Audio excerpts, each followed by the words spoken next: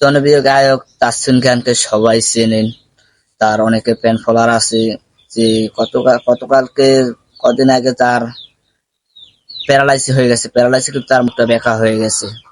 তো তার দেখা যাচ্ছে যে ওনার ডান চোখে টিউমার ধরা দিয়েছে। সে নিজেই কিন্তু তার ফেসবুক পেজে এসে বলে যে আমার ডান চোখে টিউমার হয়েছে।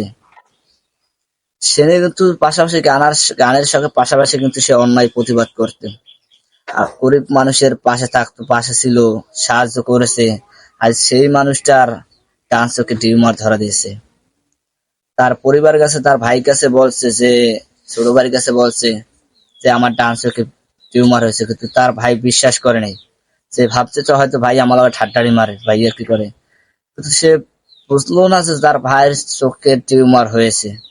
তাই কিন্তু তারা পরবর্তী হাসপাতালে গেছে। হাসপাতালে যেয়ে কিন্তু তাকে পরীক্ষা করার পর ডাক্তার বলছে যে তার ডান চোখে টিউমার হয়েছে।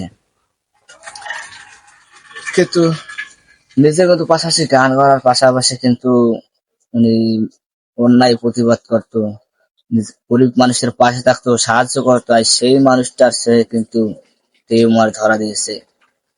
তাই আমি শুধু একটাই কথা বলি যে ওনার জন্য যাতে উনি সুস্থ হয়ে যায়, দোয়া করবেন যাতে উনি তাড়াতাড়ি সুস্থ হয়ে যায়।